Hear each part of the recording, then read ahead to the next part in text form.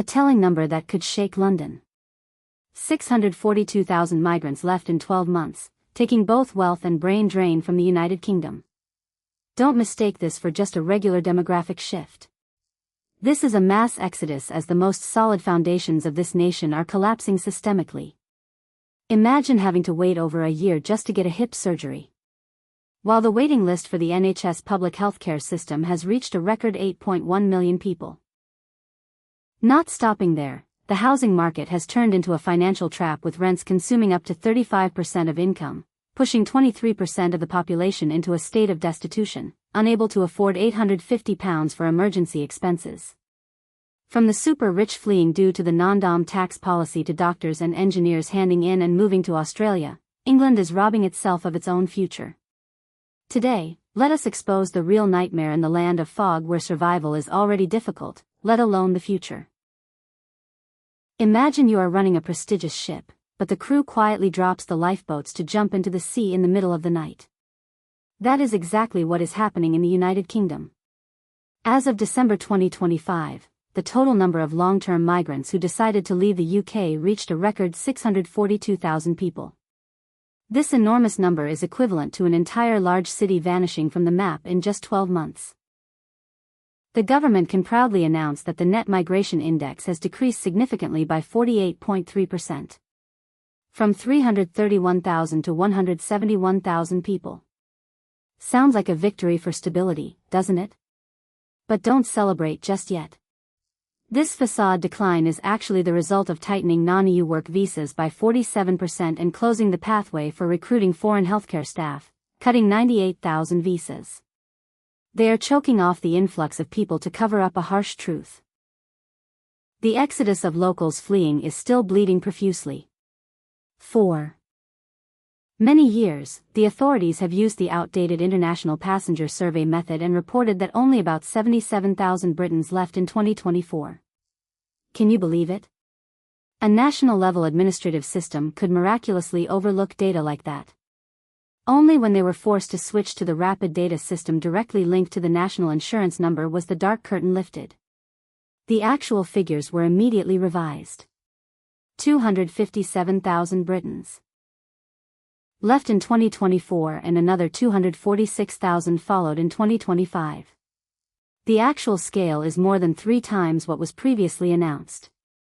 Currently, the net migration figure for native British citizens is deeply negative at negative 136,000 people. Even those who possess the powerful passport that was once the dream of millions no longer want to stay in their own homeland. Combined with the wave of EU citizens continuously fleeing at a rate of 42,000 people per year. Since Brexit, the UK is facing an extremely harsh internal push. Among the 813,000 people entering the UK, non-EU citizens account for 77%. But the majority are just short-term international students. They come to study, spend money, and then leave, completely unable to fill the gap left by the long-term workforce that has turned its back on the country. What do you think about a national statistics agency being able to miscalculate by hundreds of thousands of people accidentally like that?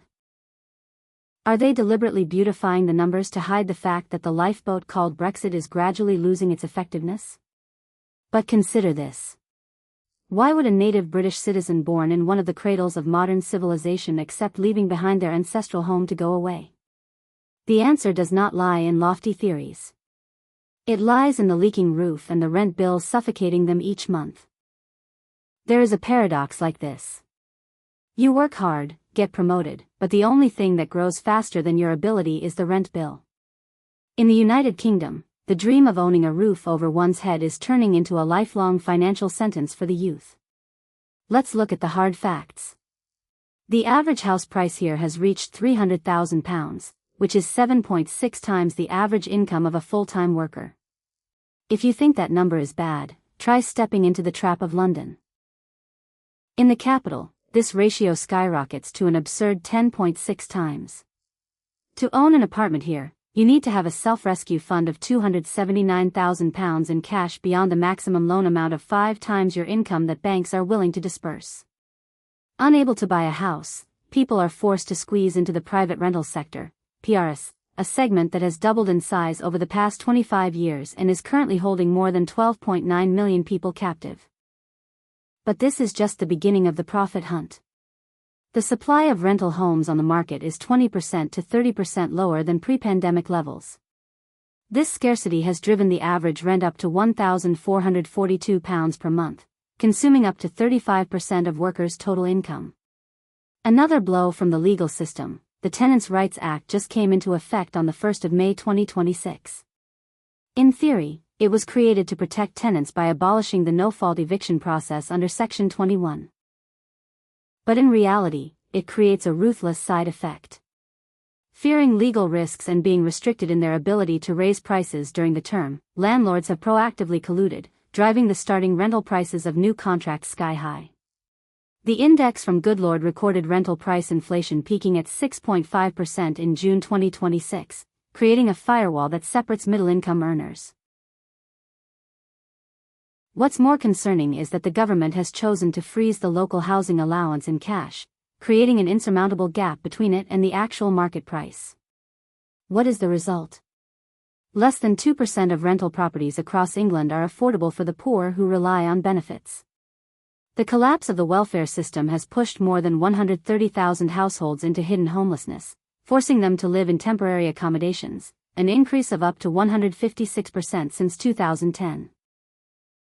Citizens Advice also reported that the number of tenants needing urgent support has skyrocketed by 79% since 2021.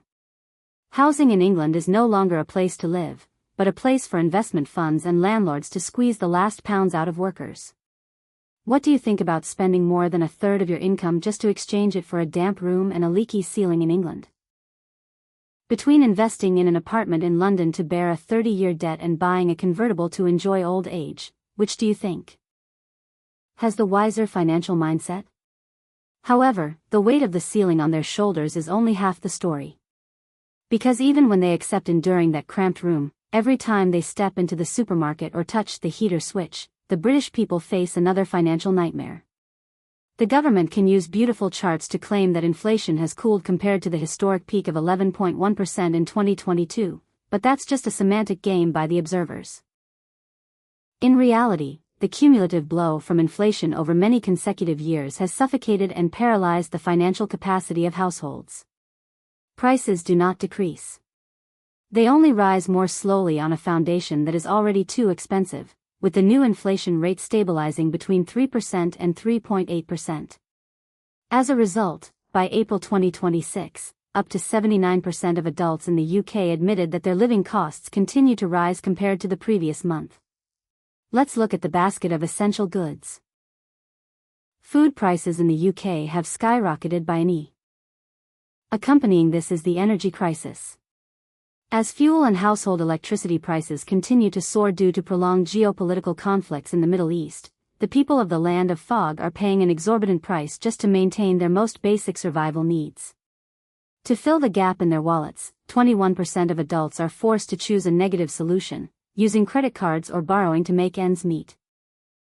The economic resilience of this country has become so thin that 23% of the population cannot manage an emergency expense of £850 if an incident occurs.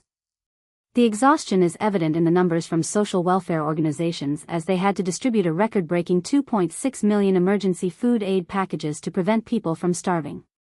The biggest paradox lies in the fact that while prices are skyrocketing, the real income of the British has been stagnant for nearly 2 decades. The Office for Budget Responsibility, OBR, has just issued a grim forecast. Real disposable income per capita will only grow at a meager rate of 0.3% per year from now until 2030. England has officially sunk into a lost decade, the worst period of living standards growth since World War II. The financial shackles are tightening as 30-year home mortgages are becoming a suffocating burden due to persistently high bank interest rates aimed at curbing the specter of inflation. When food prices rise by 40%, will you choose to cut back on your steak portions or forego buying flowers for your wife on your anniversary? How long can an economy where people have to borrow money to buy necessities maintain its status as a superpower? But remember, when you are hungry, you can still tighten your belt or queue up for aid. And when you fall ill in a country with a public healthcare system that is dying and completely paralyzed, that is a far more brutal life and death story. If you found this video informative, don't forget to like, subscribe, and turn on the notification bell so you never miss our latest updates. Click on the next video on your screen to discover more shocking facts and in-depth stories. Thanks for watching, and we'll see you in the next video.